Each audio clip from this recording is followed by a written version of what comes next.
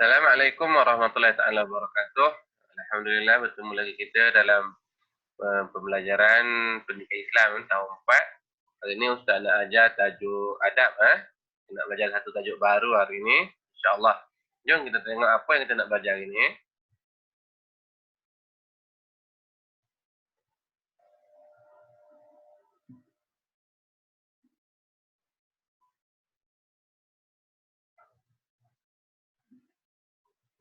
Okey. Hari ini kita nak belajar satu tajuk. Okey. Jiran sepakat membawa berkat. Buku surat 174, 179. Jiran sepakat membawa berkat. Kita tengok video Omar dan Hana dulu.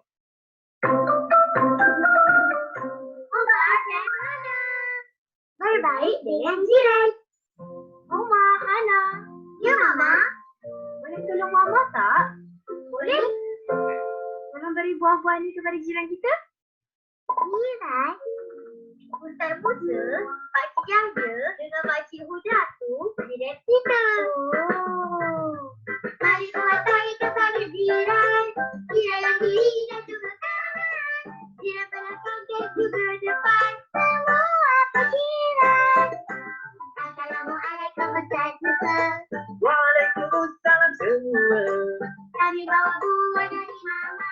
Yang terima kasih. Mari semua. Mari pergi melawat Pakcik Yahya. Kerana Pakcik Yahya tidak sehat. Ya, mari Ustaz. Kita pergi sekarang. Nanti dulu Omar Hana. Kenapa? Ustaz nak bawa makanan untuk mereka. Kita berbaik dengan Tidak berbalik dengan semua orang sayang kita. Mari buat baik kepada jiran. Jiran yang kiri dan juga kanan. jiran belakang dan juga depan. Semua jiran. Assalamualaikum Pakcik Huda. Waalaikumsalam semua. Kami ada buah untuk Pakcik Yahya dan Makcik Huda. Pakcik Yahya, kalau buah ini untuk Tuhan. Terima kasih. Bila pernah kita makan berbuah. Wah. Pakcik tidak dan minum. Pakcik silakan makan. Nanti dulu Omah Hana. Kenapa? Fotokan dulu barulah mudah dimakan. Jika berbaik dengan tidak berbaik dengan semua orang sayang kita. Alhamdulillah.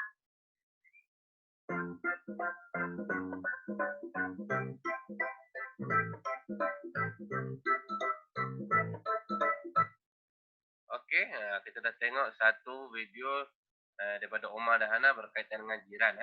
Dalam tu ada beberapa perkara yang kita akan belajar kejap lagi. Baik, seterusnya kita akan tengok. Okey, apa itu pengertian jiran? Pengertian jiran. Okey, jiran tadi Omar Hana kata yang jiran kanan, kiri, depan, belakang. Okey, kita akan tengok. Jiran ialah orang yang tinggal berhampiran dengan rumah seseorang ataupun disebut juga tetangga. Jiran tu maksudnya yang berada dekat dengan rumah kita. Tetangga kita lah. Depan, belakang, kiri dan kanan.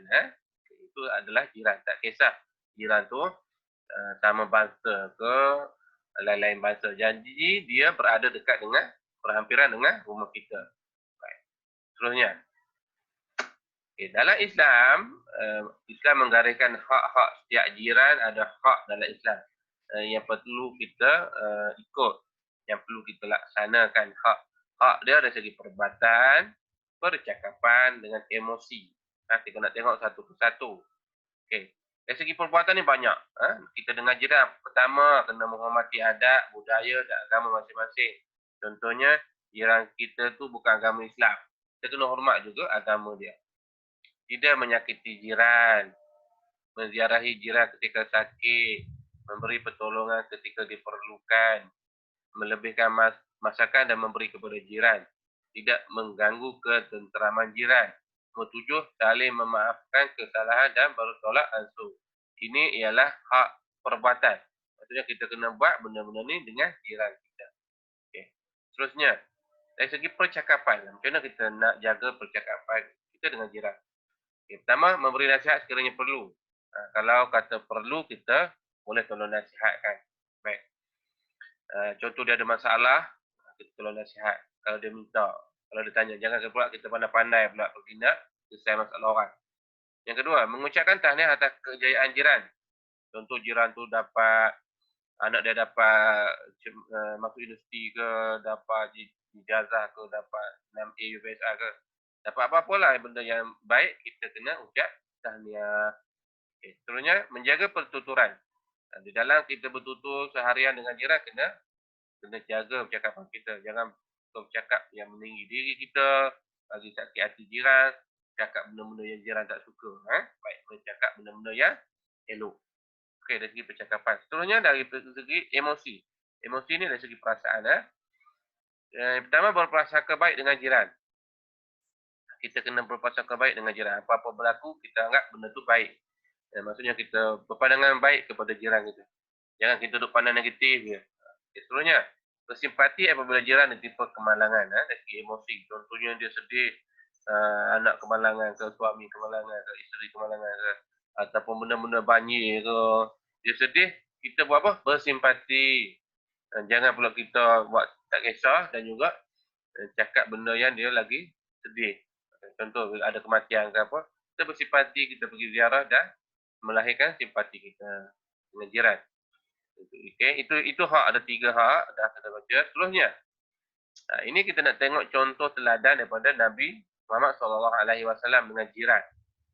Nabi telah mengajar kita macam mana cara nak berakhlak atau beradab dengan jiran. Okay. Pertama, kita kena berbuat baik dengan jiran. Nabi sentiasa buat baik dengan jiran dan tidak pernah menyakiti mereka walaupun jiran Nabi itu orang Yahudi ke apa-apa. Nabi ni sentiasa berbaik dengan jiran-jiran dia. Tengok satu gambar contoh, ini adalah Mekah ni. Mekah ni dulu ni, kawasan Mekah ni adalah kawasan perumahan-perumahan Nabi dan juga para sahabat dan juga penduduk Mekah lah. Tengok, jadi inilah suasana kehidupan Nabi dengan jiran-jiran dulu. Baik, seterusnya. Peka dengan kebajikan jiran. Kita kena peka dengan kebajikan jiran. Contoh kat sini, apabila kita Nabi pesan, apabila kita masak makanan, Rasulullah menggalakkan kita memberi sedikit kepada jiran. Terutama apabila berlaku kematian dan musibah. Contoh, jiran kita tu ada kematian, siapa-siapa kan. Jadi, kita kena tolong masak untuk dia. Sebab dia dah tak boleh nak masak. Dia sedih, dia dah kelang kabut. Jadi, kita tolong masak, bawa makanan untuk membantu jiran kita yang sedang dalam musibah. Rasulullah SAW juga melarang kita membiarkan jiran berada dalam kelaparan sedangkan kita kekenyangan. Nabi larang kita kenyang, kita ni orang kaya, tolong Allah bagi rezeki lebih, kita ni senang. Jadi kita ni makan mewah, kita lupa kat jiran sebelah tu. Jadi kita kena bertanya khabar. Kadang-kadang jiran kita ada yang kerja, contohnya dia dah tak kerja ke, kena berhenti kerja ke, sakit tak boleh nak kerja, tak ada makanan, dia segan nak minta. Jadi kita kena bertanya, tengok macam mana. Kalau dia salah, kita kena bantu dia. Baik. Seterusnya, menghargai jiran. Rasulullah SAW berpesan kita kerap memberi hadiah kepada jiran dan mendahulukan jiran yang berdekatan. Kalau kita dengar apa benda jiran kita tu, contoh hari jadi jiran ke, jiran dapat apa-apa, kita bagi hadiah supaya kita nak menghargai dia. Ataupun dia tolong kita ke, macam sekarang ni kan, kita musim bulan Ramadan ni, kita boleh bertukar-tukar masakan atau menu untuk berbuka. Okey, Nabi juga larang kita daripada meremehkan pemberian jiran walaupun kurang bernilai. Contoh jiran kita tu orang biasa je. Jadi dia bagi hadiah kat kita tu, contoh dia bagi petai ke apa, ulang-ulang kampung, contoh dia orang kampung. Contoh, dia tak mampu itu jadi mampu. Kita tak boleh nak meremeh, kita kena menghargai juga kerana itu adalah pemberian daripada jiran kita. Okay, baik. Itu dari segi adab ataupun nak pesan Nabi kepada kita tentang adab berjiran. Okey, masuk seterusnya. Tak laju-laju sikit. Kepentingan adab berjiran. Kenapa kita penting perlu melaksanakan adab berjiran ni? Kenapa penting? Okey. Kepentingannya boleh lihat daripada 3 aspek. Aspek pertama dari segi individu, negara dan masyarakat. Kita tengok. Individu, kalau kita beradab dengan jiran, mendapat pahala dan keredaan Allah Subhanahu Wa Taala. Allah akan Pasal Allah suruh dapat pahala dan Allah redha dengan perbuatan kita. Yang seterusnya, individu tu kita akan menjadi tenang emosi kita. Kalau kita baik dengan jiran kita, kita rasa tenang ya kehidupan kita hari. Kalau kita gaduh dengan jiran ataupun jiran bergaduh dengan kita, balik rumah tu rabuk je. Jiran ada masalah. Kalau kita bagus, kita tenang, seronok balik jiran belah kanan kiri semua kita seronok. Itu dari segi individu. Dari segi negara pula, negara akan maju dan menarik kedatangan pelancong. Negara kalau semua bagus, masyarakatnya bagus, majulah negara tu. Pelancong pun suka datang. Kalau ni kampung ni bergaduh, ini bergaduh, bila nak majunya kan? Baik. Seterusnya ekonomi negara bertambah baik. Kalau dah negara maju, pelancong datang, jadi ekonomi kita jadi kuat. Orang datang beli barang kita dan sebagainya. Seterusnya dari segi masyarakat. Masyarakat yang mengamalkan adab berjiran ni akan menjadi masyarakat yang baguslah. Kerja yang berat menjadi ringan. Sebab tolong-menolong. Contoh gotong royong satu kampung pun sekejap saja ataupun mudah saja sebab semua masyarakat tu sentiasa berganding bahu. Ni kalau masyarakat tu asyik gaduh, yang ni jiran ni gaduh, buat gotong royong tak ada orang datang pun. Macam mana nak buat kerja kan? Seterusnya, hidup damai dan harmoni. Ketiga, gejala negatif dapat dibenteras. Dan keempat, memupuk silaturrahim. Itu kelebihan adab berjiran kepada masyarakat. Okey. Sekian sahaja daripada Ustaz berkaitan dengan adab jiran. Tadi Ustaz lupa nak tunjuk satu dalil berkaitan dengan jiran. Boleh tengok dalam video yang nasyid Ummah Hana yang wujud sekali tadi. Okey. Sekian saja. Mungkin jumpa lagi. Assalamualaikum warahmatullahi wabarakatuh.